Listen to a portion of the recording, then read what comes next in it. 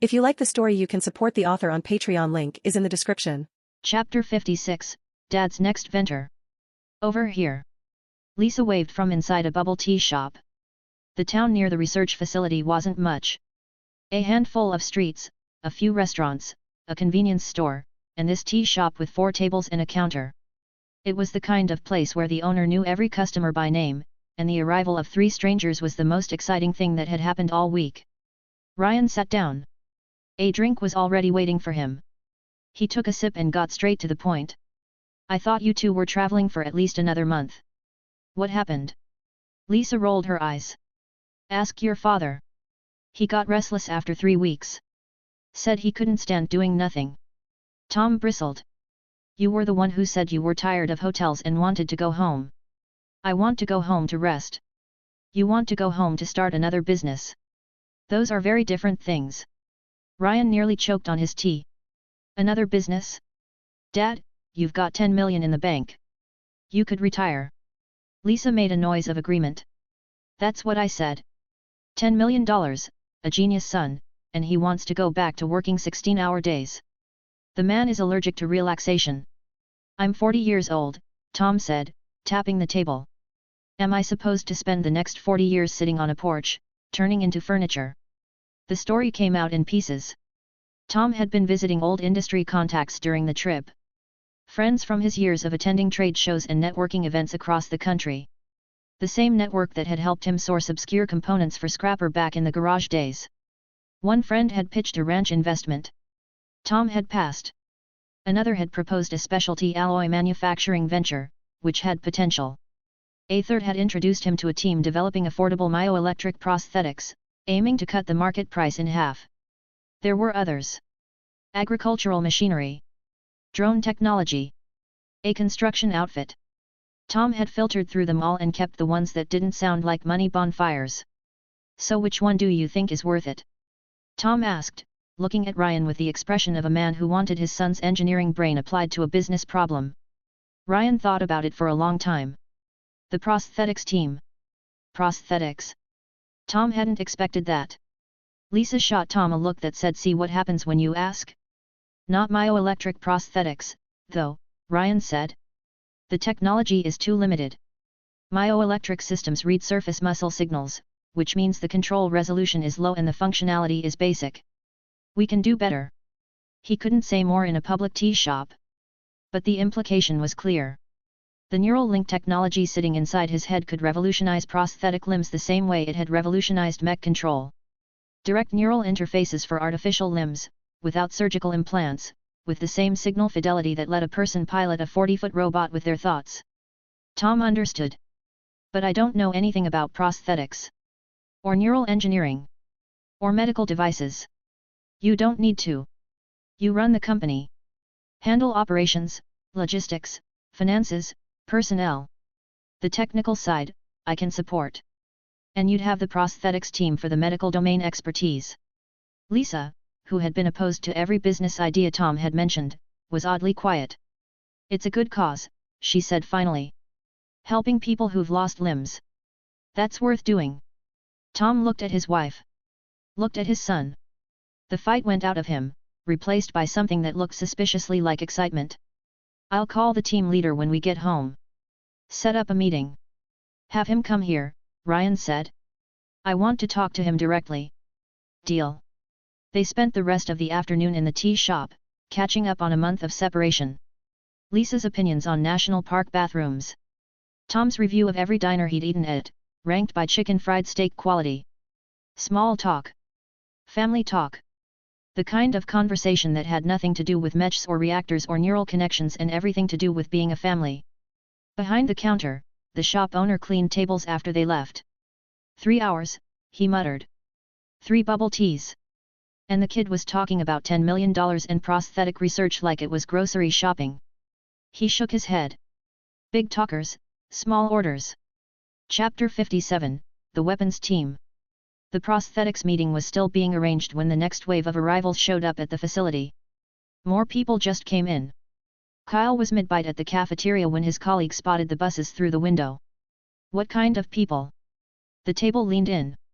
Cafeteria gossip was the facility's unofficial information network. 2 buses. Looked like a full research team. Maybe 40 people. Kyle's colleague lowered his voice.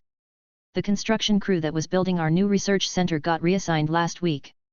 They're building something else down by the beach. A second facility. For whatever those buses just brought in. The table processed this. A new team, a new building, a new research direction that nobody in the Neural Link division had been told about. Any idea what they're working on? Above our pay grade. But it's big enough to need its own building and its own team. The colleague glanced out the window at the distant construction site near the shoreline. And they built it facing the ocean. Open at both ends. Like a tunnel. Nobody could figure out why a research lab would need to point at the ocean. The new team's leader was a man named Dr. Victor Thornton. 6'4", thin as a rail, wire-rimmed glasses, the composed demeanor of someone who'd spent a career in classified research. He looked like he should be teaching poetry, not developing weapons that operated at temperatures capable of vaporizing steel. Dr. Thornton, Ryan said, shaking his hand. Welcome. Victor, please. The handshake was firm. The voice was calm. Patricia provided the context. Dr. Thornton led the National Plasma Weapons Research Initiative for nearly a decade. His team conducted extensive experimental work on directed energy applications before the program was suspended due to unresolved technical challenges. All data and personnel from that program have been transferred here. Ryan had asked for someone with plasma weapons experience. Aegis had sent the entire defunct program. I understand you didn't achieve a working prototype, Ryan said. Thornton smiled. We spent 4 years trying to solve one problem, keeping the plasma bolt coherent after it leaves the barrel. Plasma is inherently unstable. The particles repel each other, and without containment, a discharged bolt disperses within inches of the muzzle. We tried magnetic confinement, electromagnetic shaping, inertial containment. None of it worked at the energy levels required for a practical weapon. I have a solution for the containment problem. Thornton looked at him. The claim was delivered without hedging. No, I think, or possibly, or in theory. Just a statement of intent from someone whose statements of intent had a perfect track record. Ryan unfolded a structural diagram. The plasma cannon, a cylindrical assembly with the plasma generation chamber at the rear, a transmission bore running the length, and at the muzzle, 2 devices labeled focusing lens and amplifier. Thornton's eyes locked on the muzzle assembly. These 2 components are your answer to dispersion. The lens concentrates the plasma at discharge. The amplifier boosts energy density past the coherence threshold. Together, they give the bolt enough structural integrity to maintain form over its flight path. Validated. Mathematically. I need your experimental data to calibrate the engineering, and your team to build the prototype. Thornton studied the diagram. Then he looked at the 40 researchers behind him, many of whom had spent the most frustrating years of their careers failing to solve the exact problem this teenager was proposing to fix with 2 components on a piece of paper. Show me the lab, he said. Patricia led them to the coast. The new building was a long, low structure running parallel to the shoreline. Single corridor, 130 feet long, 100 wide, 50 high. Rails in the floor. Gantry crane on the ceiling. Both ends designed to open completely, giving a clear line of fire toward the open ocean. The corridor is the test chamber, Ryan said. The cannon mounts on a movable base that rides the floor rails. When we're ready for live fire, we open the seaward doors and shoot over the water. You designed the mounting base already? Thornton asked. Ryan produced a second sheet of paper. Shock absorbers. Recoil dampeners. Rail locks. Complete design, ready for fabrication. Thornton looked at the firing platform blueprint for a weapon that didn't exist yet, designed by someone who'd apparently built the infrastructure before the technology. You're building the garage before you've built the car, Thornton said. When the car is ready, I don't want to waste time building the garage. Thornton's team filtered back toward their temporary quarters, murmuring among themselves. He's a mech guy. What does he know about plasma weapons? He knew enough to design a firing platform and a containment solution before we got here. Containment solutions are easy to draw on paper. Making them work in reality is another thing entirely. True. But he also drew a mech on paper and then built it in his garage. So maybe we should keep our skepticism flexible. The veterans from the old program were the most cautious. They'd lived through 4 years of failure. They knew how hard the dispersion problem was. The idea that a teenager could solve it with a lens and an amplifier felt like a joke. But they also knew that jokes didn't get billion-dollar facilities built for them on the coast. Something was different this time. They could feel it. Comment. For comment. Vote. Chapter 58, Chapter 58, Blueprint. 430 Advance Early Chapters, patreon.com/autumnxd. Thornton couldn't stop looking at the diagram. He'd carried it back to the temporary quarters and spread it on his desk, weighting the corners with coffee mugs. The plasma cannon schematic was simple in layout, complex in implication. A cylinder, roughly 60 feet long, divided into 3 functional zones. Zone 1, the rear, the plasma generation chamber. Laser excitation arrays surrounding a sealed gas reservoir. The lasers would heat xenon gas to a plasma state, ionizing it, superheating it, converting stable matter into a screaming cloud of charged particles at thousands of degrees. Zone 2, the middle, a straight-bore transmission channel. Lined with superconducting electromagnetic coils that would accelerate the plasma bolt from the generation chamber toward the muzzle. The bore needed to be perfectly straight, perfectly smooth, and perfectly sealed.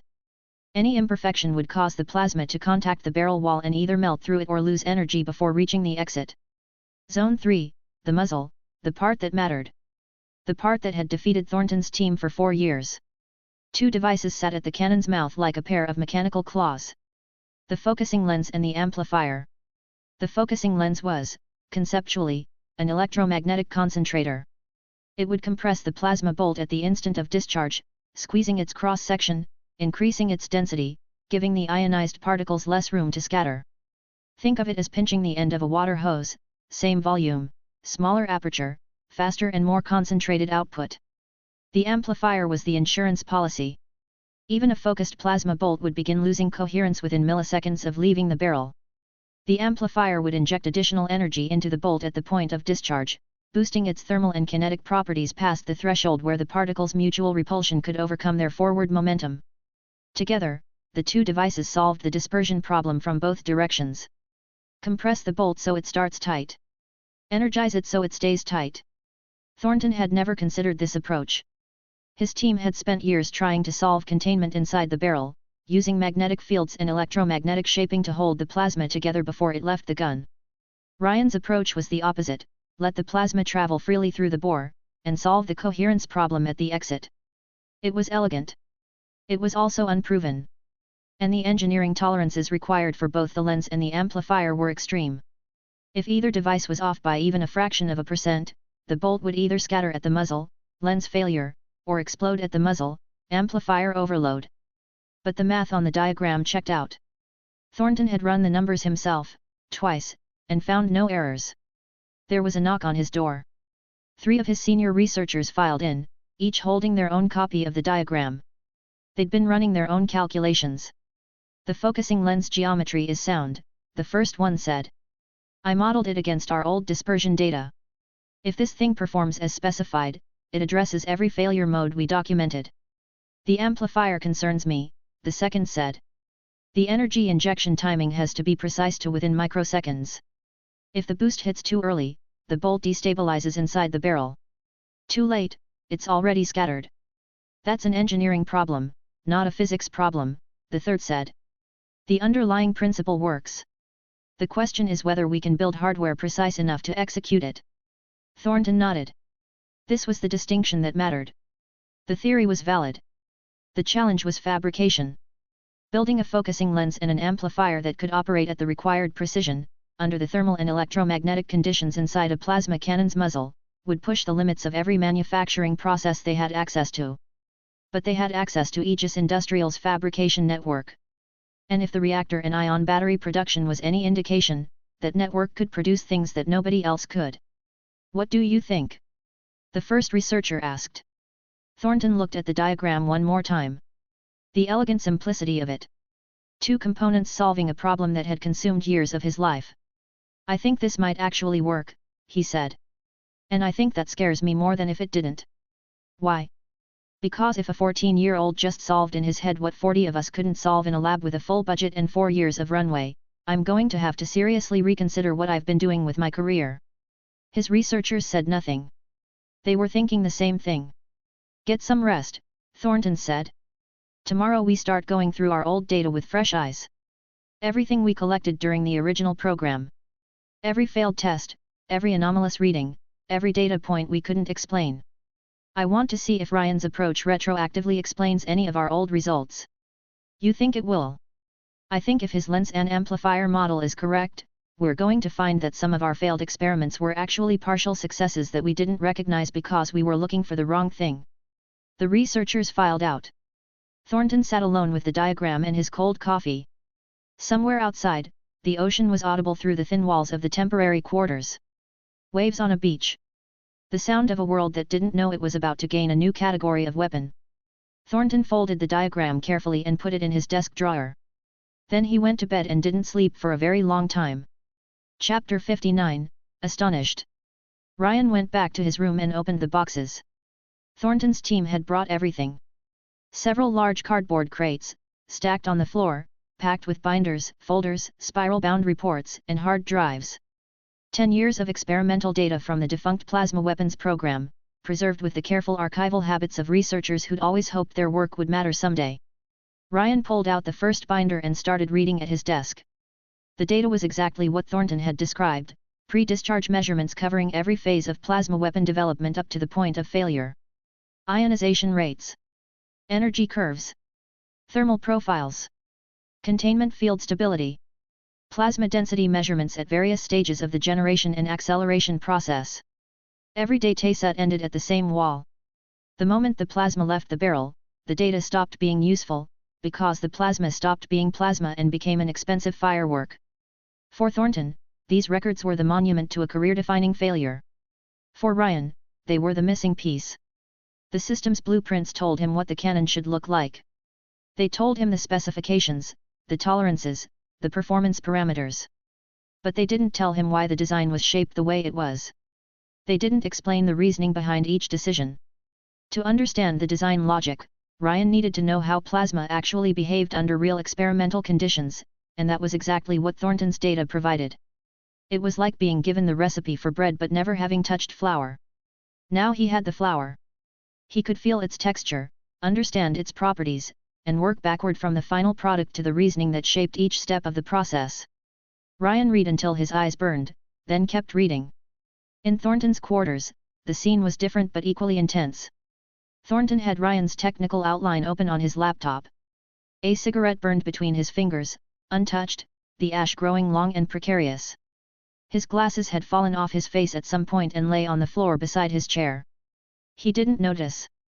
His head was inches from the screen, squinting, scribbling calculations on scrap paper, cross-referencing numbers against the equations on the display. He hadn't turned a page in 15 minutes. Not because he was stuck. Because every line demanded verification. This is the approach. He muttered. Then, louder, this is actually the approach. He grabbed the structural diagram Ryan had given him and laid it beside the laptop. Compared the outline's theoretical framework against the physical design, point by point. The focusing lens geometry. The amplifier specifications. The energy injection timing at the muzzle. Every element of the diagram corresponded to a specific section of the outline, and every section's math checked against his own calculations. His glasses were still on the floor. He couldn't care less. He called his core team. 4 researchers, the inner circle, the survivors of the failed program. They walked in and found their boss hunched over a laptop like a college student pulling an all-nighter, glasses on the floor, a smoldering cigarette beside them, scrap paper everywhere. Are you okay? Thornton waved them over without looking up. Sit down. Look at this. He scrolled back to page 1. 5 heads crowded around one screen. He's proposing to use the focusing lens to simultaneously concentrate and energize the plasma at discharge. One of the researchers pointed at a section. Are these supporting calculations verified? Thornton held up his scrap paper. I ran the numbers. They hold. His mathematical ability is reportedly exceptional. I'm inclined to trust the arithmetic. I want to check it myself. Someone pulled out a pen and started calculating on the spot. They worked through the outline page by page, stopping at every question, every uncertainty, every point where the theory intersected with their years of practical experience. Each pause generated a discussion. Each discussion produced either confirmation or a new question that needed further analysis. By evening, they hadn't finished the first section. "I need to stop," one of the researchers said, rotating his neck. Every turn produced an audible crack. "My spine is filing a formal complaint." "Same." Another researcher was doing shoulder rolls. "We've been staring at one screen for 6 hours." The room sounded like a chiropractic clinic. Popping joints, groaning backs, the collective physical protests of middle-aged scientists who'd forgotten they had bodies. Thornton conceded. "I'll get a projector for tomorrow. This laptop situation is going to cripple us before the project even starts." They settled into chairs around the room, decompressing. "That outline is really from the kid?" the youngest researcher asked. "The same one who'd been skeptical that morning." His tone was different now. Thornton nodded. "Directly from him. And from what I've heard, the plasma cannon isn't even his primary field. He's made breakthroughs in other domains that are apparently even more significant. More significant than a working plasma weapon. Apparently. Then what are we dealing with? Someone who's crossed 3-4 different disciplines at the highest level." Thornton didn't answer. He was thinking about the outline. About the elegance of the focusing lens solution. About how cleanly it addressed the exact problem that had defeated his team for 4 years. He was also thinking about what it meant if the outline was correct. If a 14-year-old had solved his life's unsolvable problem by approaching it from a direction he'd never considered. That wasn't humbling. That was a geological event. The kind that rearranges the landscape and leaves everyone standing in a different place than where they started. Over the following days, both sides dug in. Thornton set up the projector and led daily sessions with his core team, working through the technical outline section by section. Problems that needed experimental verification were parceled out to team members with the relevant expertise. Ryan, in his own quarters, worked through Thornton's decade of data with the same methodical intensity. The records were rich, thorough, and exactly what he needed to bridge the gap between the system's blueprints and real-world plasma physics. The two of them were reading each other's homework. And both were finding that the other's work made their own make more sense. Ryan was deep in a binder of thermal stability measurements when his phone rang. "Tom. The prosthetics team is confirmed. Their lead researcher can be at your town tomorrow. Are you free?" Ryan ran through his mental schedule. The neural drift experiments were running on autopilot now, Reeves and Cross managing the daily sessions. The plasma cannon was still in the study phase. The firefighting mech design was progressing under the professor's guidance. Patricia was handling logistics for all of it. Tomorrow was clear. Tomorrow works. Set it up. Chapter 60, First Meeting. The next day, the coastal town was as quiet as ever. The bubble tea shop had no customers. The owner leaned against the counter, scrolling his phone, waiting for something to happen. Nothing was going to happen. Nothing ever happened here, except for that strange family that had come in last week and talked about $10 million over 3 cups of tea. Mason Reed arrived by taxi. "Nobody really comes out this way," the driver had told him during the ride. "Especially not from out of state." Mason stood on the main street and looked around. Vegetable stalls. A convenience store. A barber shop that might have been closed or might have just been very quiet. A tea shop with no customers. This did not look like the kind of place where investors lived. He checked his phone. The group chat was pinging. "Mason, how's it going? Met the guy yet?" He started typing "this feels like a dead end" and then deleted it. His team was counting on this meeting. All 7 of them. The last 6 months had been a slow-motion collapse, no funding, no traction, no interest from anyone who mattered. They'd pitched to 11 investors. Every single one had said the same thing: "Your team is passionate, your technology is competent, but your market is already saturated. Myoelectric prosthetics are a mature field. The major manufacturers have decades of brand trust and distribution networks. What can a startup with no track record offer that justifies the risk? Nothing." That was the honest answer. They had heart and they had a decent prototype and they had absolutely nothing else. The investors could see it. Mason could see it too, even though he couldn't admit it to his team. They were 3 weeks from dissolution. The money was gone. The credit cards were maxed. 2 members had already started applying for jobs, though they hadn't told anyone yet. Then the phone call came. A friend of an old contact. Someone was interested. Wanted to meet. Could Mason come to a town he'd never heard of, near a coast he'd never visited? Mason had bought the cheapest ticket available. The team couldn't afford a second one, so he went alone. If this was a dead end, at least only one person's time would be wasted. He walked into the tea shop and sat down. The owner came over. "What can I get you?" Mason's hand went instinctively to his pocket, checking the cash situation. "I'm waiting for someone. I'll order when they arrive." The owner nodded and retreated. Mason exhaled.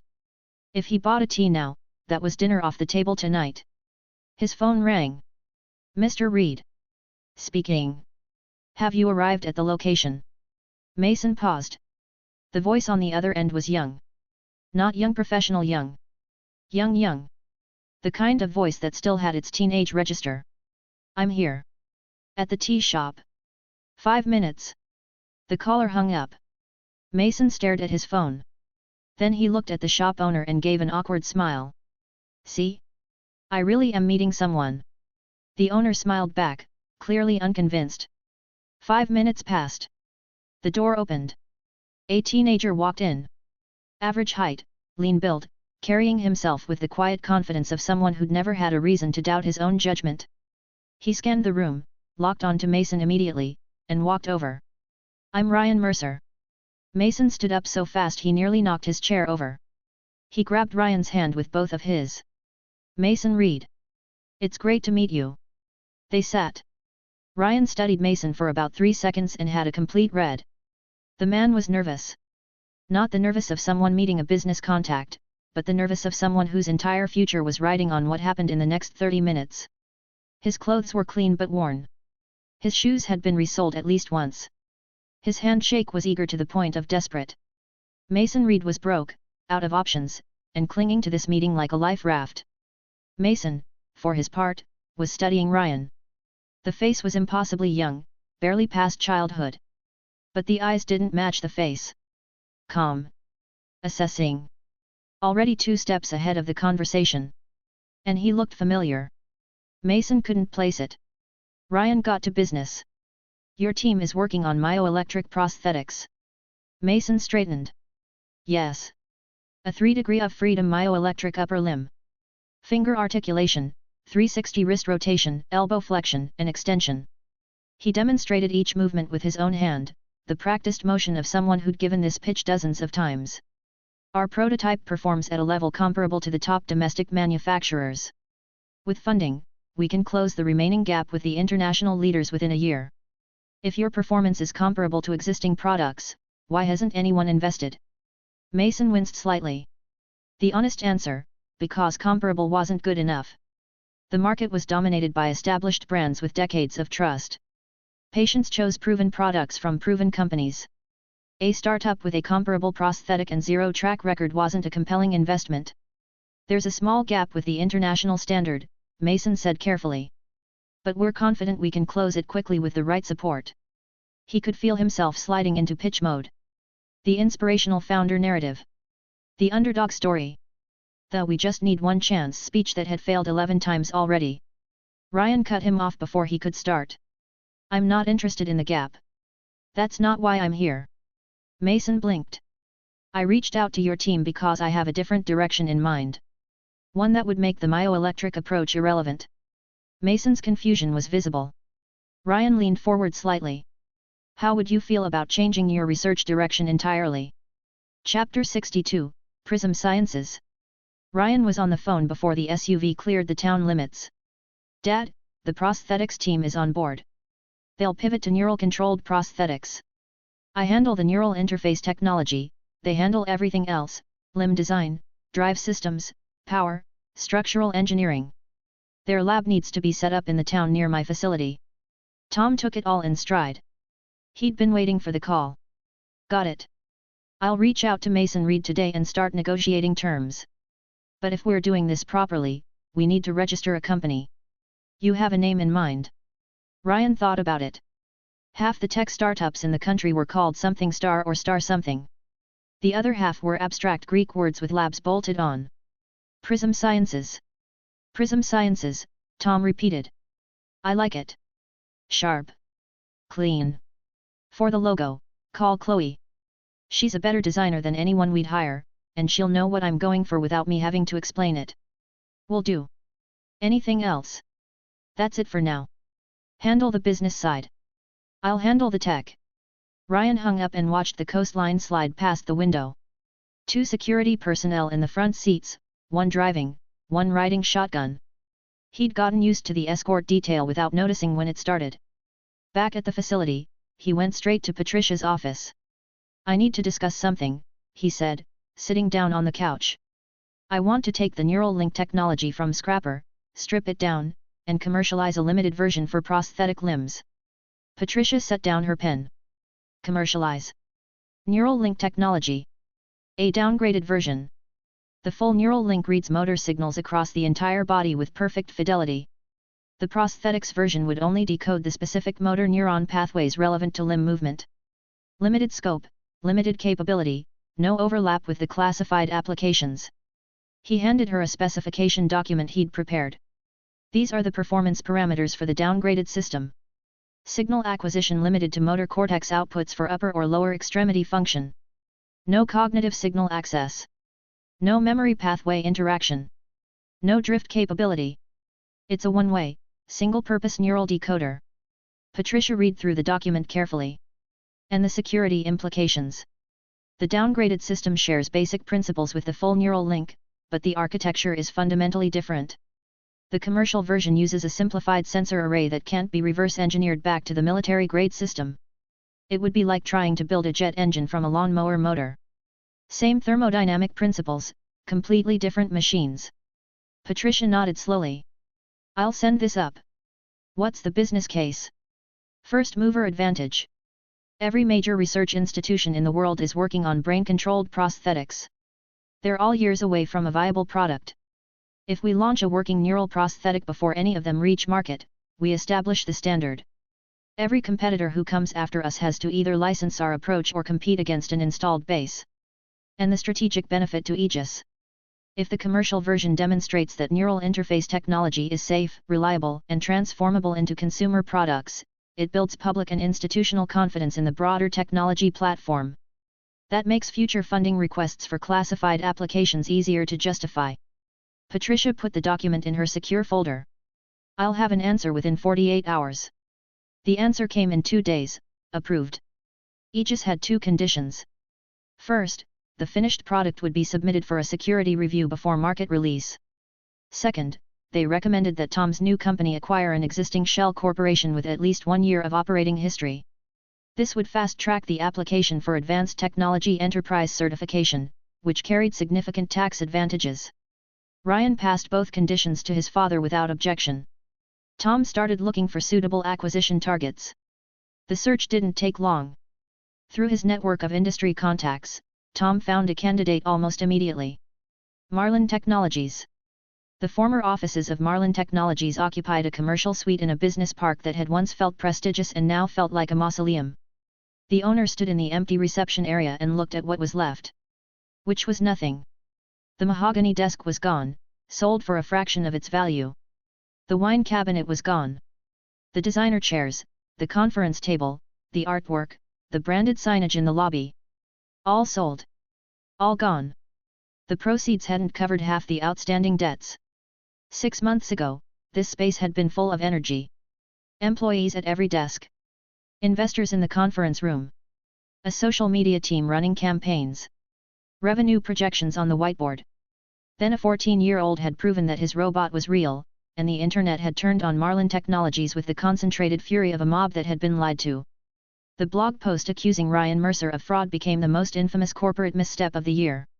The social media accounts had been deleted. The PR manager had been fired. Partnerships had evaporated. Clients had walked. The owner had tried to pivot. Tried to rebrand. Tried to find new investors. Nobody would touch him. The Marlin name was poison. You couldn't Google it without finding memes. He'd laid off the last employee 3 weeks ago. The rent was 4 months overdue. He was carrying the company's branded wooden sign under his arm, trying to calculate whether the wood was worth enough to cover the back rent if he stripped off the lettering. His phone rang. I've got a buyer for your company. Shell purchase. They want an entity with at least a year of operating history and a clean registration. Yours has 4 years on the books. How much? 50,000. You absorb any existing debts.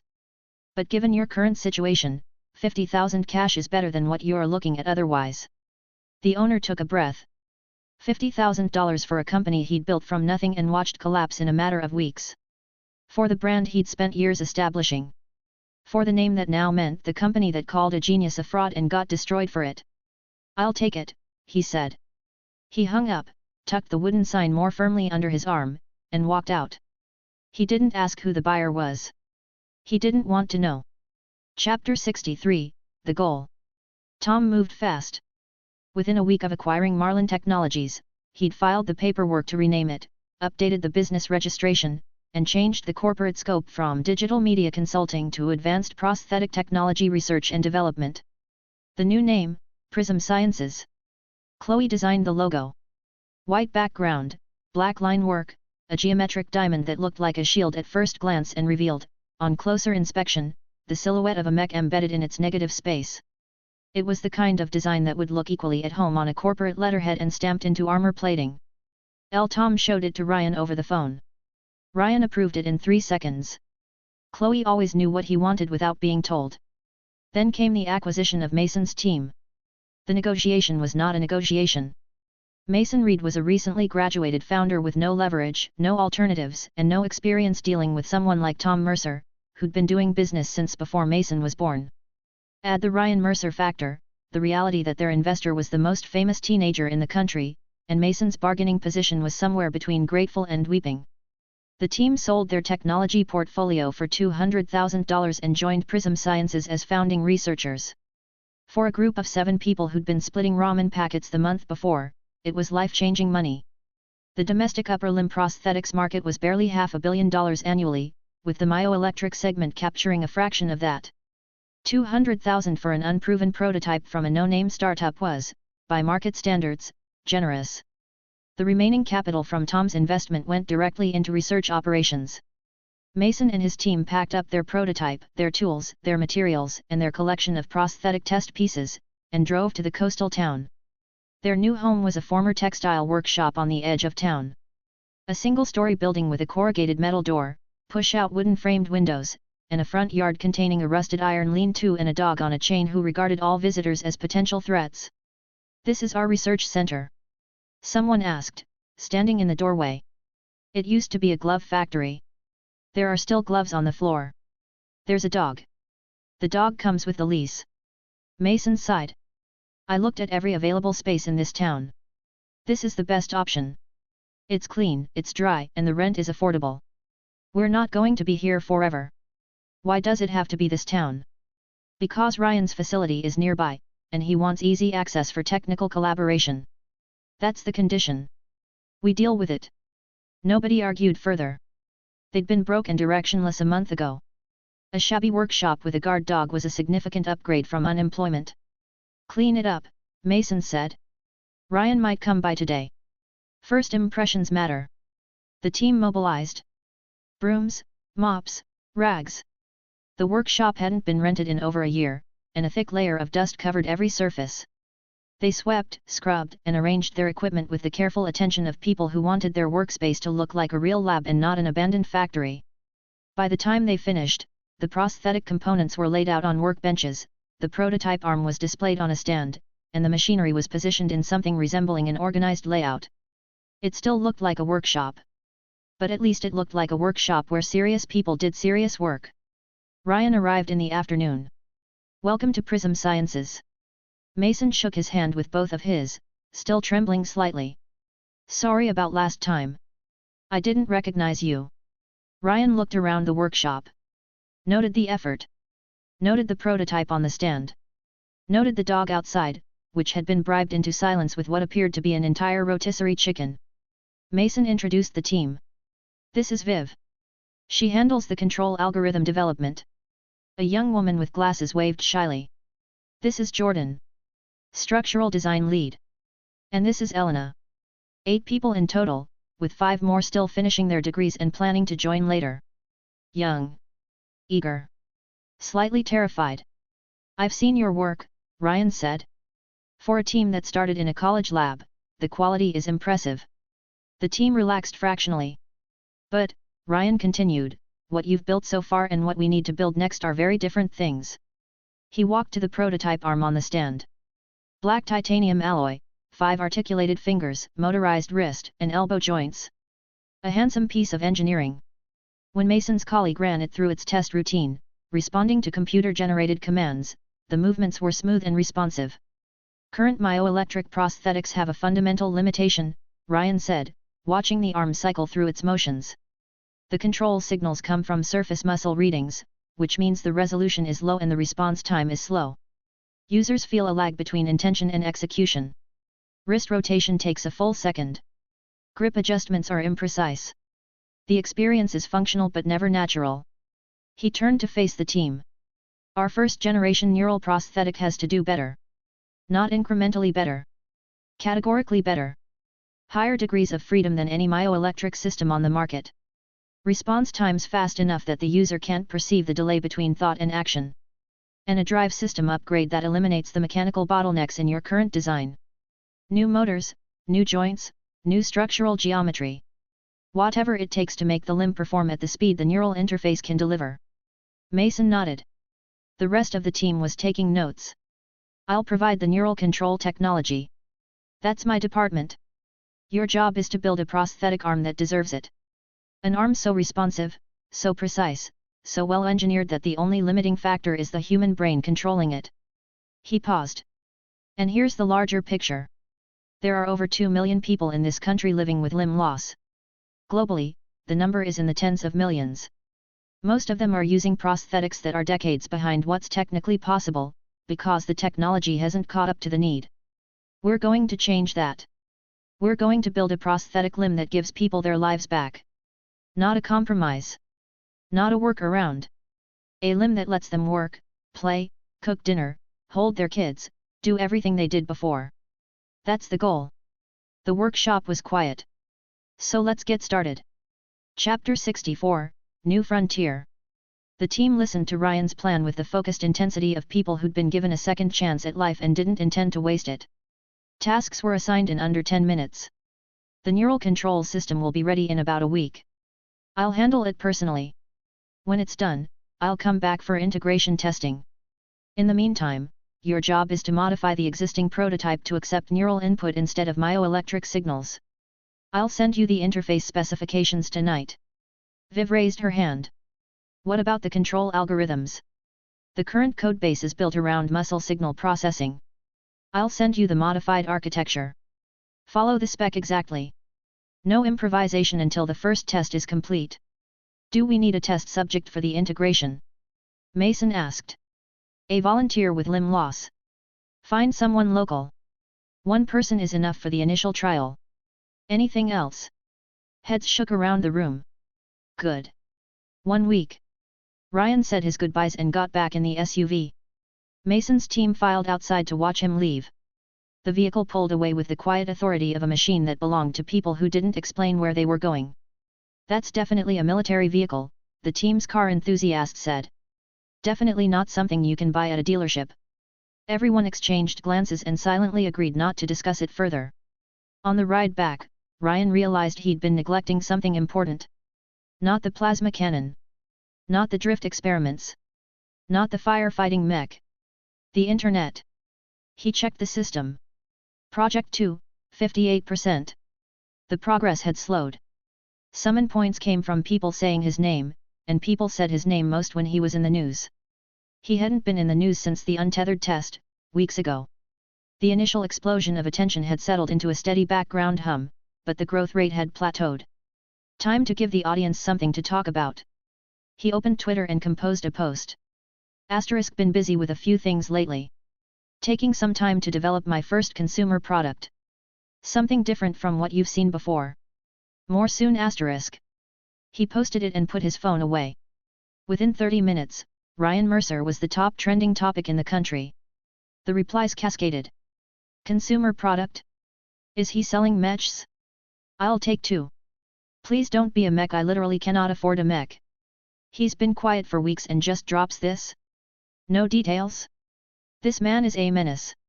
What kind of consumer product does a mech builder make? A robot vacuum that can bench press a car. Tom saw the trending topic within the hour. He'd just finished hiring Prism Science's first administrative employee, and now he had them set up the company's official social media accounts on an emergency basis. By evening, the Prism Science's Twitter account was live and riding the tail end of Ryan's wave. Asterisk founded at his direction. Our first product will change what's possible. Stay tuned. At Ryan Mercer asterisk. Ryan liked the post. The engagement metrics detonated.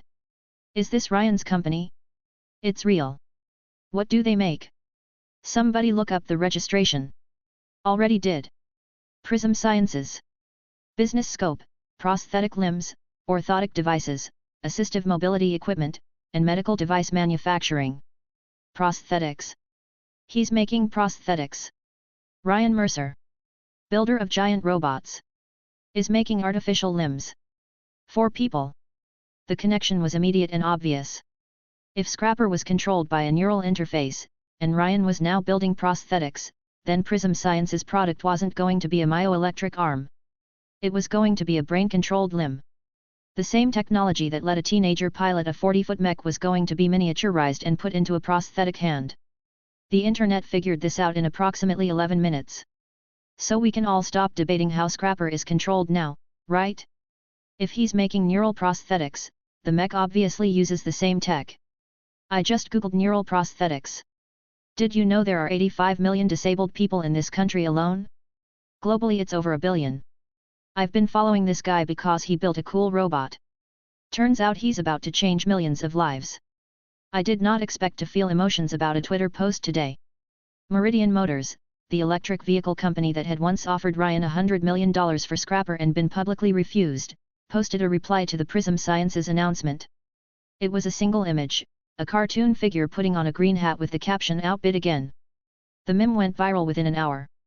The media cycle spun up overnight. Tech blogs, medical journals, disability advocacy organizations, mainstream news outlets. Every publication that covered technology, medicine, or human interest had the same story: the teenage mech builder was entering the prosthetics industry, and if his track record was any indication, the existing players in the market were about to be obsolete. The investment community moved even faster. Neural prosthetics had always been a niche field. Promising in theory, slow in practice, difficult to monetize, and dominated by academic labs with no commercial ambitions. Investors had historically avoided it. Too much risk, too little return, too long a timeline to profitability. Ryan Mercer's involvement changed the equation overnight. If the kid who'd built a plasma reactor in a university workshop and piloted a mech with his mind was now applying that same technology to prosthetics, the timeline just collapsed from decades to soon. And soon, in investment terms, meant get in now or get left behind. Within 48 hours of Ryan's tweet, venture capital firms were cold calling every neural prosthetics researcher in the country. Funding offers flooded into university labs that had been struggling for grants for years. Startup accelerators launched prosthetics-specific programs. 3 publicly traded medical device companies saw their stock prices jump on speculation about potential partnerships or acquisitions. A new gold rush had begun. And all it had taken was one tweet from a 14-year-old. Chapter 65, Thank you, Ryan Mercer. The offices of Neuropath Technologies were not designed to hold this many people. On a normal day, the company's open plan workspace held 18 employees, engineers, researchers, administrative staff, and the founder's golden retriever, who slept under the conference table. Today, the golden retriever had been relocated to a storage closet, and the conference table was surrounded by 11 investors in tailored suits, all of whom had arrived within the same 2-hour window, all of whom wanted the same thing. Has this ever happened before? A junior engineer whispered to the office manager. We usually get maybe one investor visit a quarter. And they always leave without writing a check. There are 11 of them in there right now. I can count. The founder, Dr. James Alcott, was conducting his 4th tour of the day. Harvard-trained neuroscientist, former researcher at one of the university's 2 dedicated BCI laboratories, and founder of a company that had burned through $3 million of seed funding over 4 years to produce a single working prototype of a brain-controlled prosthetic arm. The prototype was impressive, in a laboratory sense. A volunteer with a forearm amputation wore a ring-shaped signal acquisition band on her residual limb. Several feet away, a prosthetic hand opened and closed, rotated its wrist, flexed its elbow, all controlled by neural signals routed through surgically relocated nerve pathways. The technique was called targeted muscle reinnervation, transplanting nerves from the amputated limb to intact muscle groups, where they could generate detectable electrical signals when the patient thought about moving the missing hand. The prosthetic's onboard computer read those signals and translated them into mechanical action. It worked. It was real. It was also prohibitively expensive, surgically invasive, and years away from consumer viability. None of which mattered to the investors standing in the room today. If Ryan Mercer enters this market, one of them asked, can you compete with him? All get straightened. Our technology follows the same research pathway as every major institution in the field. The approach is proven, peer-reviewed, and globally recognized. The investors nodded. They didn't fully understand the technology. They understood the market. And the market had just been validated by the most credible person alive. What level of investment are you seeking? Alkit smiled. 3 hours ago, he'd been wondering whether the company would survive the quarter. Now investors were asking him to name his price. Our R&D burn rate is significant. The current prototype alone cost over $1 million in materials and fabrication. We'll need substantial capital to reach production scale. The investors exchanged glances. Numbers were discussed. Business cards were produced. Follow-up meetings were scheduled. After the last visitor left, the office exhaled. Did that just happen? Someone asked. I've been trying to get a single investor meeting for 6 months, the office manager said. 11 showed up today without appointments. We should send Ryan Mercer a fruit basket. We should build a shrine. The same scene was playing out at BCI companies across the country. Small labs that had been struggling for grants found their inboxes full. Mid-stage startups that had been turned down by every VC on the coast were fielding calls from firms they'd never heard of. A company in Austin had so many visitors that they'd started a wait list. The entire neural prosthetics sector, which had been a quiet backwater of the medical device industry for decades, was suddenly the hottest investment category in the country. All because a teenager had posted 8 words on Twitter. While the investment world scrambled to throw money at brain-computer interfaces, the teenager in question was staring at a metal disc the size of a truck tire. The plasma generation chamber had arrived. It sat on the firing platform in the test corridor, bolted to the base that Ryan had designed weeks before the Canon team even arrived. A circular assembly, both faces taller than a person, packed with laser excitation arrays and gas containment systems. When activated, it would heat xenon gas to a plasma state and feed the superheated material into the transmission bore. It was the first physical component of the I-22 plasma cannon to exist in reality. Thornton stood behind Ryan, flanked by his core team. They'd spent the last week studying the technical outline, running calculations, verifying equations, and gradually converting from skeptics to believers. The focusing lens math checked out. The amplifier theory was consistent. The plasma generation specifications aligned with their own decade-old experimental data. Now the hardware was here, and the theoretical had become tangible. With this installed, we can begin preliminary plasma generation tests, Thornton said. His voice carried a controlled excitement that his team recognized from the old days, before the program had failed, back when they'd still believed they were going to change the world. The technicians finished bolting the generation chamber to the platform. The recoil dampeners were locked. The rail system was tested. The seaward doors were confirmed operational. The test corridor was ready. The generation chamber was ready. The team was ready. Ryan stood up from his observation chair and faced the room. The plasma cannon project is officially active. The corridor filled with applause. Thornton's veterans, the men and women who'd spent years on a program that had ended in silence, were clapping harder than anyone. They'd been given a second chance. And this time, they had a focusing lens, an amplifier, and a 14-year-old who'd never been wrong. Chapter 66, First Fire. The plasma generation chamber passed its pre-test inspection without issues.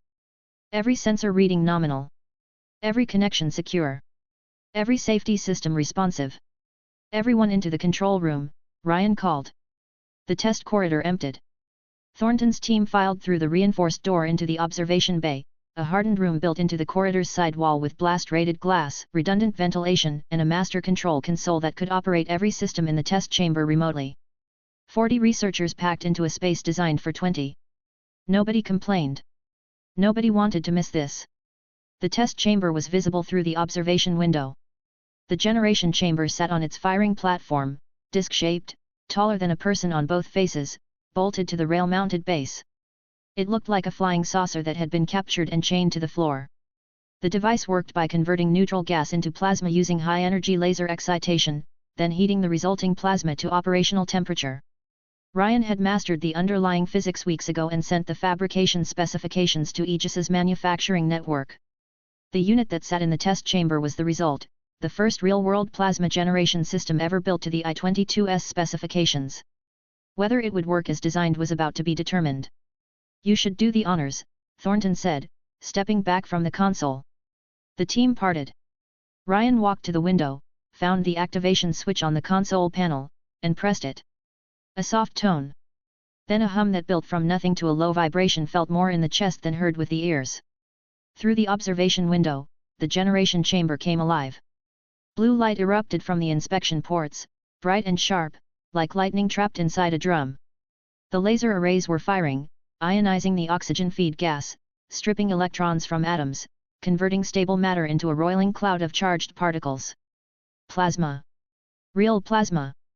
Generated on command, contained inside a chamber that existed because a teenager had drawn it on paper. The ozone hit almost immediately. Even through the sealed control room, the sharp, fishy smell of ionized oxygen seeped through the ventilation system. "Get the air cycling," Ryan said. Someone hit the environmental controls, and the scrubbers kicked in. Ryan turned his attention to the monitoring display. Plasma temperature, 1,374 degrees C. Climbing. The lasers were heating the plasma toward its target state. The curve was smooth, consistent, tracking the theoretical projection almost exactly. "Nominal?" Thornton asked, his eyes locked on the display. "Nominal. Generation is stable. Temperature rising on profile. Asterisk 1,600 degrees C. 1,800 degrees C asterisk." Through the observation window, the test chamber was changing. The generation chamber's thermal exhaust ports were venting waste heat into the corridor. The air temperature in the sealed chamber was spiking. Moisture in the atmosphere was flash evaporating and recondensing, filling the space with thick fog that obscured everything except the blue glow pulsing from the device's core. Inside the control room, the temperature was rising too. Not dangerously, but noticeably. The wall nearest the test chamber was warm to the touch. 2,000 degrees C. The number held. Stable. No fluctuation. No degradation. The plasma was at target temperature and the generation chamber was containing it without distress. A few researchers exchanged nervous glances. 2,000 degrees Celsius was contained behind a wall of engineered materials and a pane of blast glass. If something failed catastrophically, the plasma would breach containment and turn the immediate area into an approximation of the sun's surface. Ryan read the room. The chamber has an emergency shutdown mode. If internal pressure or temperature exceeds design limits, the system vents the plasma through a controlled exhaust pathway. It can't explode. Worst case, you get a plasma leak, not a plasma bomb. "How reassuring," someone muttered. "It should be. I designed it that way." Thornton wasn't worried about explosions. He was watching the data. Temperature stable at 2,000 degrees. Plasma density within predicted parameters. Energy input matching the theoretical consumption curve. Every number on the screen corresponded to an equation in Ryan's technical outline, and every equation was proving correct. "This is a success," Thornton said quietly. Ryan nodded. He watched the readouts for another 30 seconds, confirming stability, then pressed the shutdown command. The generation chamber began its cooling cycle. The plasma was routed to a containment vessel for controlled dissipation. The internal cooling system activated, pulling heat out of the chamber and dumping it into the corridor, which responded by producing even more fog. The test chamber looked like a steam room. Through the white haze, the blue glow of the generation chamber faded to nothing. "The fog is a problem," someone observed. "We need an atmospheric management system in here. Dehumidifiers, at minimum. Probably a full HVAC overhaul." "I'll add it to the requirements list," Ryan said. "But that's an infrastructure issue, not a physics issue." The test was clean. The control room relaxed. Smiles appeared. A few people clapped. One of the senior researchers, a man who'd been on Thornton's original team a decade ago, sat down on a storage crate and put his face in his hands. Not from distress. From relief. Ryan and Thornton stepped aside to discuss the data. I need this test's thermal profile cross-referenced against your archived data from the original program, Ryan said. Same gas composition, same excitation method. The core numbers should align. Any discrepancies will tell us where the real-world physics diverge from the theoretical model. Thornton was already nodding. I'll handle the comparison myself. The original tests were mine. I know the data better than anyone. He paused. Then, with the careful tone of a man who'd learned something about how this research facility operated, I've heard from some of the other team leads that volunteer work tends to become permanent work around here. Ryan looked at him. Is that a problem? Not at all. I'd rather be useful than idle. Thornton smiled. The thinning hair on his crown caught the fluorescent light. Just don't let me burn out before we fire the first shot. If you need help, come find me. They separated. Ryan started walking back to his quarters, already planning the evening's work, downgrading the neural link architecture for the prosthetics application. Simpler sensor array, limited signal scope, consumer-grade housing. A version of the technology that could sit inside a prosthetic arm and never reveal its classified origins. His phone rang. Kyle. Do you have a minute? The firefighting mech team finished our component assignments and submitted everything to the professors, but they're swamped. We were hoping you could review our work so we can start revisions sooner. Ryan sighed internally. The professors were busy because they were designing an entire mech from scratch. The assistants were anxious because they'd finished their parts and wanted feedback. And Ryan was the only person in the facility qualified to review both. Send everything to my room. I'll look at it tonight. Thank you. Really? Ryan hung up and looked at the ceiling. Neural prosthetics downgrade. Plasma cannon data review. Firefighting mech component audit. Drift experiment oversight. Facility management. He was 14 years old. Chapter 67, The Prototype. Ryan felt like a schoolteacher grading homework. Kyle delivered the firefighting mech component reports in a stack. Ryan sat at his desk, red pen in hand. Metaphorically, he used a tablet, and worked through them one by one, marking errors, noting improvements, flagging sections that needed rework. That's everything? He asked, eyeing the pile. Everything. Kyle looked hopeful in the specific way of a student who'd already spent too long on an assignment and couldn't face doing it again. I'll have notes for you by tomorrow. Kyle pressed his palms together in gratitude. Thank you. Seriously. I owe you one. The cafeteria is free, Kyle. You can't owe me a meal you're not paying for. Fair point. Kyle left. Ryan set the reports aside and opened the neural link documentation. The prosthetics downgrade was the priority. Scrapper's neural link read signals across the entire motor cortex and beyond, limb movement, trunk stabilization, balance, fine motor control, everything the human body could express through neural impulses. The system's signal recognition was functionally perfect, its decoding algorithm the most advanced on the planet. The prosthetic version needed a fraction of that capability. A hand. A wrist. An elbow. 3 joints, a limited set of motor neuron pathways, a constrained vocabulary of neural commands. Strip away everything else and you had a system that was still light years ahead of any competing technology but narrow enough in scope that it couldn't be reverse-engineered back to the full military-grade platform. The signal acquisition hardware was straightforward. Simplified sensor array, reduced contact points, consumer-grade housing. Ryan could spec that in his sleep. The real challenge was the decoding algorithm. The algorithm was the crown jewel. It translated raw neural noise into precise motor commands with sub-millisecond latency. Even the downgraded version, limited to upper limb motor signals, would be worth billions on the open market. Every BCI lab in the world would kill for it. Which meant it needed to be locked down. Ryan implemented EAS-128 encryption on the algorithm core. 128 bits of key length.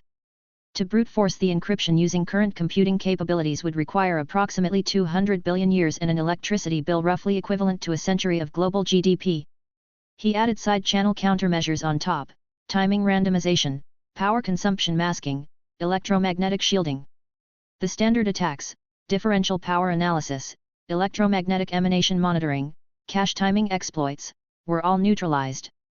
The only theoretical vulnerability was a quantum computing attack, and practical quantum computers existed in approximately 0 laboratories on Earth. The algorithm was safe. Over the next several days, Ryan multitasked at a level that would have hospitalized most adults. Morning, review Kyle's firefighting mech reports, provide corrections, return them for revision. Midday, check in on the plasma cannon data analysis. Thornton was cross-referencing the new generation test against his decade-old archives, finding encouraging alignment. Afternoon, monitor the drift experiments. The second round of dual-person tests was underway, with 3-person trials scheduled next. Evening, write the downgraded neural link code and coordinate remotely with Mason's team on the prosthetic limb modifications. By the weekend, the simplified neural connection system was complete. Ryan called Jake to his quarters and ran a quick verification test. Jake wore the sensor cap while Ryan monitored the signal output. The system isolated hand-specific motor signals cleanly, filtering out everything else. When Jake thought about opening and closing his fist, the decoder produced the correct command sequence with 0 errors. The hardware worked. The software worked. The encryption held. Ryan packed the system and headed to town. The Prism Sciences Neural Prosthetics Research Center had acquired a sign since his last visit.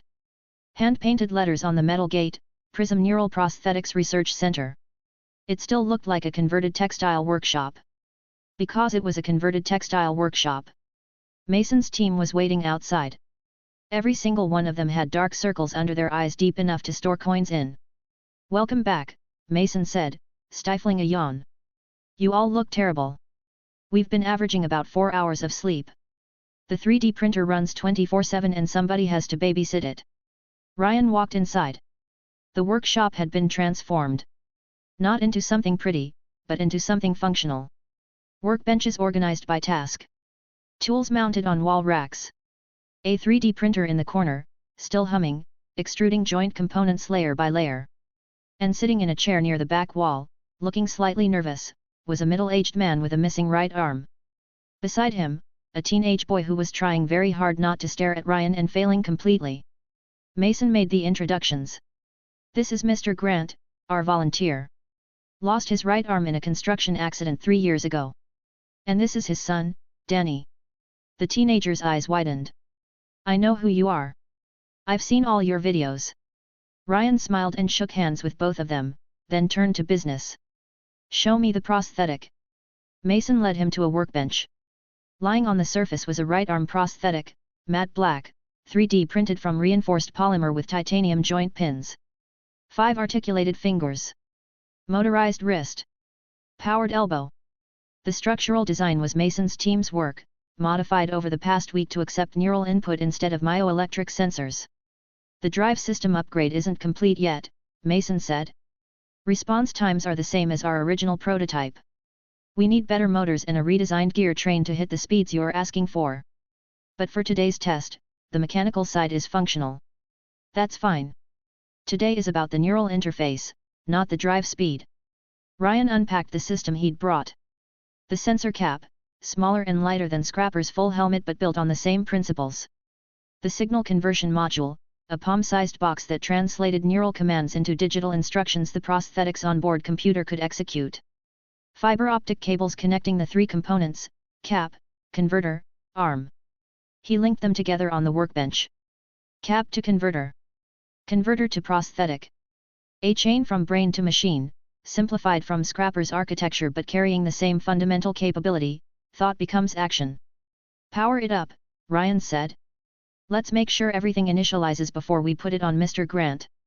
Mason connected the power supply. The prosthetics indicator lights came on. The converter module's display showed a ready state. The sensor cap's internal diagnostics reported nominal. Everything was green. Ryan looked at the volunteer, at his son, at the team of exhausted engineers who'd spent a week turning a myoelectric prototype into something that had never existed before. "Let's begin." Chapter 68, First Light. Mason powered up the prosthetic. Indicator lights on the arm, the converter module, and the sensor cap all came on in sequence. Ryan connected his laptop to the signal converter and ran a full system diagnostic. Neural acquisition pathways, active. Decoding algorithm, loaded. Encryption layer, engaged. Motor command output, connected to prosthetic, Link between the neural system and the prosthetic is clean. No errors. Mason nodded. The arm itself tested fine this morning. All joints responsive, all motors operational. Mr. Grant and Danny were watching from across the room, necks craned, trying to see what was happening on the workbench. The prosthetic arm sat on a support stand, suspended at roughly the height it would occupy if attached to a shoulder. Black polymer and titanium pins. 5 fingers. A wrist. An elbow. Motionless. Let's begin, Ryan said. He stepped aside and gestured to the chair beside the stand. Mr. Grant, please sit down. Grant walked over and sat. His son followed, one hand on his father's shoulder. Both of them were trying to look calm and failing. Ryan placed the sensor cap on Grant's head. The device settled against his scalp, the contact sensors finding their positions, the amplifiers pressing gently against his temples. Have you ever used a powered prosthetic before? Ryan asked. Mason answered for him. No. Mr. Grant lost his right arm in an accident 10 years ago. He's never been fitted with a myoelectric or powered prosthetic. Ryan nodded. That complicated things slightly. 10 years without the neural pathways being exercised meant the motor signals associated with right arm movement would be weak, possibly fragmented. The system would need to search for them, and the search might take time. Here's what's going to happen, Ryan said, addressing Grant directly. I'm going to activate the system. When I do, I want you to imagine moving your right hand. Make a fist. Rotate your wrist. Bend your elbow. Whatever feels natural. The system will listen for the neural signals that correspond to those movements. Once it finds them, it locks on, and the prosthetic responds. What if it doesn't work?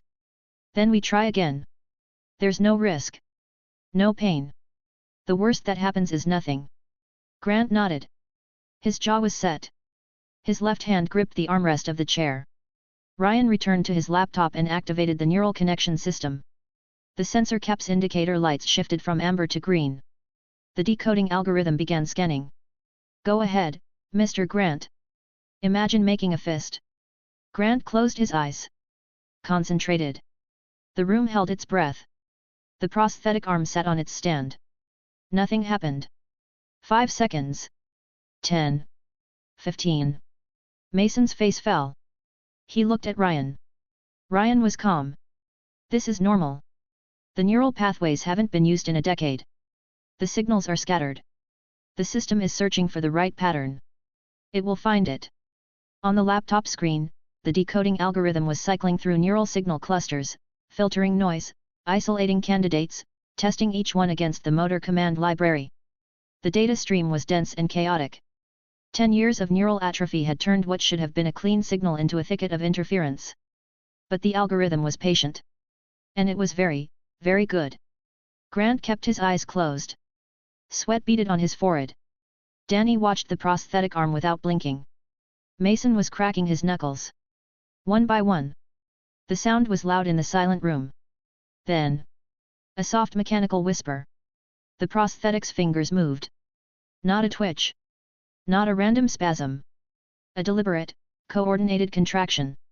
5 fingers drawing inward, curling, closing. Forming a fist. A fist made by a man who hadn't had a right hand in 10 years, controlled by nothing but his thoughts. Grant opened his eyes. He looked at the arm on the stand. At the fist it was making. The fist he was making. With a hand that wasn't his but was responding to his mind as if it had always been there. His face crumpled. The room exhaled. Not in celebration. In something deeper than celebration. Relief and wonder and the sudden, overwhelming understanding that what they'd just witnessed was real.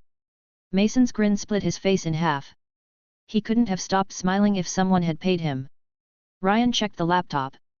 The screen showed a successful signal match, one motor command pattern identified and locked. Grib. The system had found the neural signature for close hand in the noise of a decade-dormant pathway and matched it on the first attempt. Mr. Grant, were you imagining making a fist? Grant's eyes were wet. He blinked, and tears ran down both cheeks. Yes, he said. His voice cracked. Yes, I was making a fist. Ryan confirmed the match in the system. No errors. The signal was clean. We're going to continue. Try rotating your wrist. Grant wiped his face with his left hand. His son handed him tissues. Grant took them, blew his nose, laughed at himself, and closed his eyes again. The wrist signal came faster this time. Under a minute. The prosthetic hand rotated smoothly on its axis, and the room applauded. Elbow flexion followed. Even faster. The system was learning Grant's neural patterns in real time, each successful match making the next one easier to find. Within 10 minutes, all 3 primary motor commands were mapped. Grip. Wrist rotation. Elbow flexion. The prosthetic responded to Grant's thoughts with the mechanical precision of a well-built machine and the impossible intimacy of a mind-body connection that shouldn't have existed. Grant couldn't stop. He opened and closed the fist. Rotated the wrist. Bent the elbow. Over and over, cycling through the motions, watching the arm respond to his intentions with the fascinated, tearful joy of a man rediscovering something he'd grieved for a decade. Nobody interrupted him. The team drifted back to their stations, pretending to work, actually just watching from the corners of their eyes. Danny stood beside his father, hand on his shoulder, quiet. Half an hour passed before Grant noticed that the room had gone back to normal around him. He stopped, embarrassed. "Don't stop on our account," Mason said from the monitoring station, where he was pretending to analyze data. "We need the test duration for our records." Ryan sat down beside Mason. "The response latency is too high," Ryan said quietly. "Current execution time for a grip command is over 2 seconds. First generation product needs to be under 1 second. And the fingers can't articulate independently yet. For the product launch, I want individual finger control." Mason processed this. "Here's the benchmark," Ryan continued. "A user wearing our prosthetic should be able to type on a keyboard at normal speed. Every finger independent. Every keystroke deliberate." Mason stared at him. Then he looked at the prototype on the stand, at its current state, 5 fingers that could only move as a unit, a wrist that took 2 seconds to rotate, an elbow that responded with a noticeable lag. The distance between where they were and where Ryan wanted them to be was enormous. "You'll get there," Ryan said, reading his expression. "You have the foundation. Now refine it." He packed up his laptop and the camera he'd been using to record the session. Before leaving, he stopped beside Grant. "Mr. Grant, I'd like to post the video of today's test online. Would that be all right with you?" Grant looked at him. 10 years of living without a right arm. 10 years of struggling with every task that required 2 hands. And today, for the first time since the accident, he'd made a fist. "Post it," he said. "Post it everywhere." Chapter 69, Upload. Back at the facility, Ryan sent the video file to Chloe. He owed her this much. She'd been his editor and camera operator since the beginning, and the fact that he'd filmed this test himself instead of calling her was going to be a problem. It became a problem within minutes.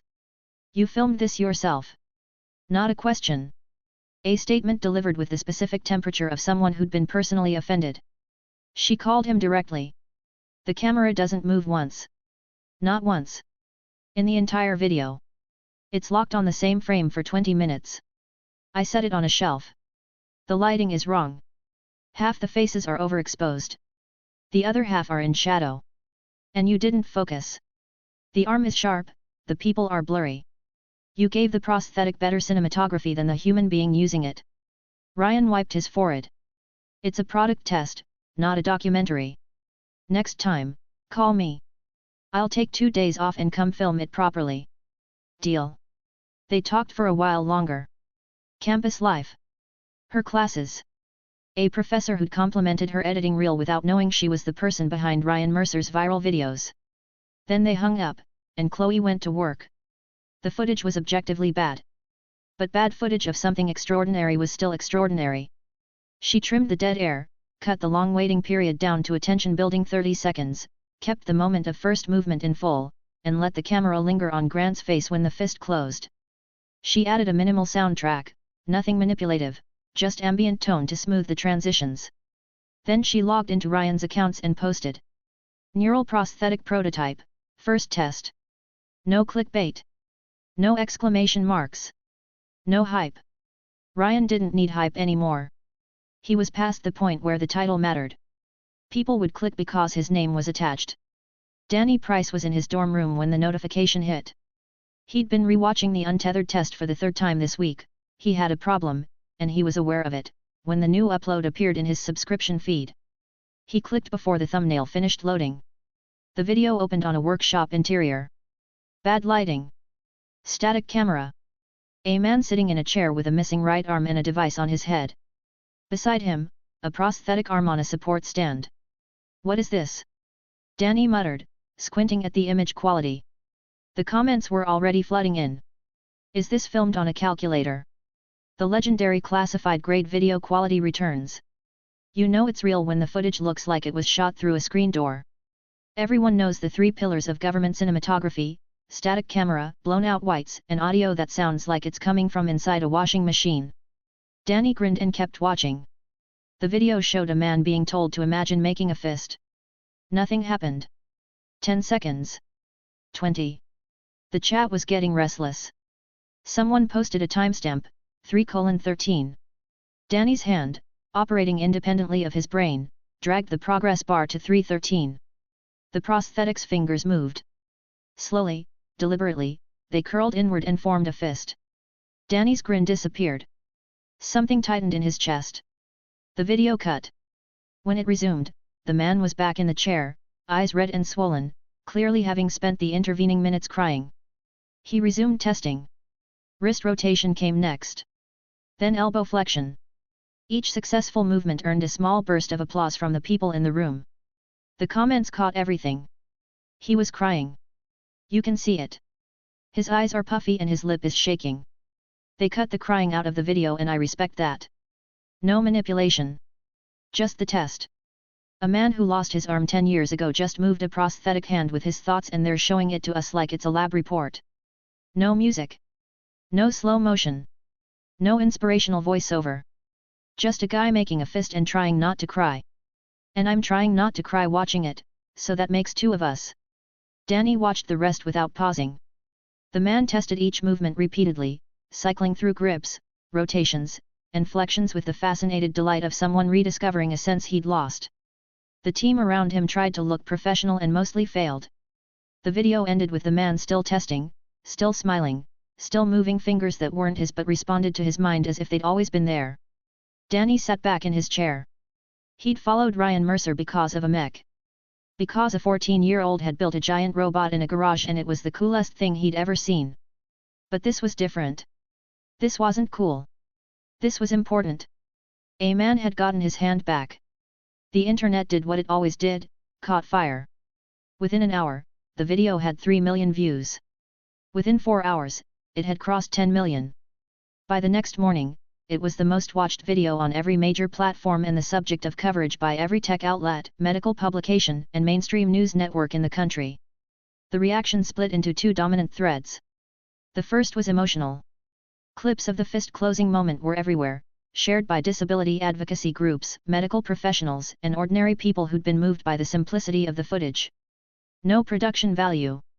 No corporate polish. Just a man, a machine, and a moment that proved something nobody had thought was possible yet. The second was disbelief. He announced this product 1 week ago. 7 days. And he already has a working prototype that responds to thought.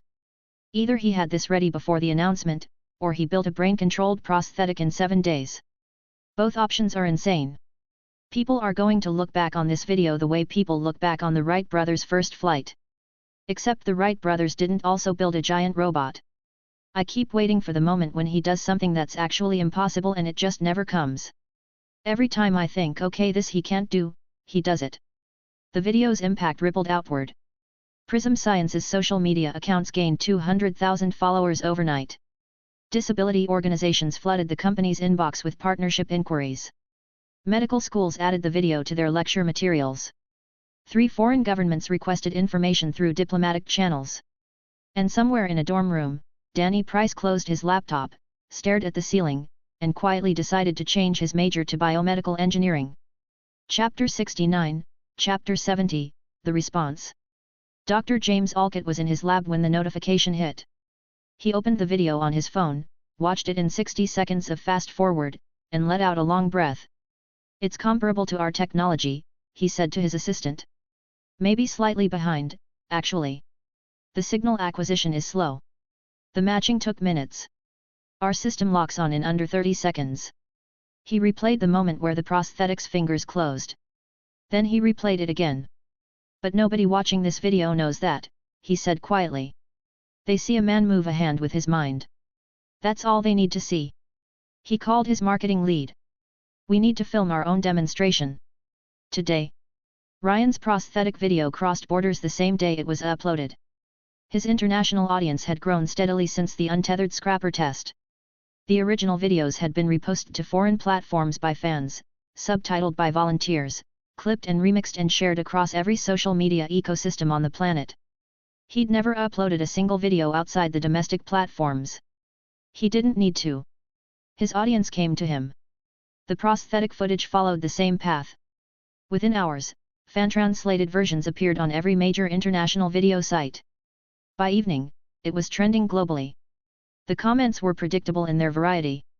Where can I buy this? My brother lost his hand in Afghanistan. Disappointed. I wanted more mech content. My mother says I should study hard and become like him. My school does not offer a class in building giant robots. Every time I remember he is 14 years old, I have to sit down. Similar technology has existed for years in academic labs. This is not as revolutionary as people think. That last comment appeared in various forms under every repost. And it was technically correct. Brain-controlled prosthetics existed in research settings. Multiple universities had demonstrated neural-controlled limb movement. The technology was real. What those commenters missed was the gap between demonstrated in a lab by a team of 50 researchers using million-dollar equipment on a single pre-screened patient and demonstrated in a converted textile workshop by a teenager using a sensor cap the size of a baseball hat on a volunteer with no prior prosthetic experience. The difference wasn't capability. It was accessibility. And accessibility was what turned research into products. Harvard University. The Whitfield Neuroscience Laboratory. Professor Osman walked in without knocking. The lab's director, Professor Andrew Whitfield, was at his desk reviewing scan data. He was a compact man with a thick beard and the permanently rumpled appearance of someone who owned one outfit and wore it every day. His lab was one of the 2 dedicated brain-computer interface research centers at Harvard, and his work on neural prosthetics was among the most cited in the field. Have you seen the news? Osman asked. Which news? Whitfield didn't look up. The mech kid. He's in your field now. Whitfield knew about Ryan Mercer. Everyone in neuroscience knew about Ryan Mercer, the way everyone in aviation knew about the Wright brothers, unavoidable, frequently discussed, impossible to ignore. But Whitfield had filed the mech project under impressive engineering, not my problem, and moved on. Osman pulled up the prosthetic video on his phone. Watch this. Whitfield watched. His expression didn't change. When the video ended, he set the phone down. That's a basic neural acquisition system with slow signal matching and limited motor command vocabulary. Our lab demonstrated higher fidelity 3 years ago. I know that. You know that. The 30 million people who watched this video today don't know that. The lab door opened. A woman in her 40s walked in, right arm ending just below the shoulder. She greeted Whitfield warmly. Jennifer, one of the lab's long-term volunteers, here for her weekly session. Morning, Jen. Morning, Andrew. She glanced at Osman's phone screen. Is that the kid with the robot? My son won't stop talking about him. Whitfield guided Jennifer toward the testing area, where his graduate students were prepping the equipment. As she settled in, he turned back to Osman. What's your point? My point is that you need funding. Harvard isn't going to increase your budget. You've been looking for private investment for months. Meanwhile, a teenager just uploaded a video that makes the entire world care about brain-controlled prosthetics, and you're sitting here with technology that's objectively better than his. Whitfield was quiet. His lab's prosthetic system was more advanced than what the video showed. Jennifer could control a prosthetic hand with individual finger articulation, variable grip strength, and wrist rotation, all with sub-second response times. The neural acquisition was faster, the decoding more precise, the motor command vocabulary richer. But nobody outside of academic conferences and classified literature reviews had ever seen it. You're suggesting I publicize my work. I'm suggesting you stop hiding it. You have a better product than the most famous teenager on earth. If you show it, funding will come to you. Companies will come to you. You won't have to beg Harvard for scraps anymore. I'm a scientist, not a performer. Science doesn't pay for itself, Andrew. Research grants are, at the end of the day, a performance. You perform competence, and they give you money. Right now, a 14-year-old is performing competence better than you, with worse technology, because he understands something you don't. People have to see it to believe it. Whitfield stared at his friend. The words stung because they were accurate. What would you have me do? Osman leaned in. Simple. Film your best demonstration.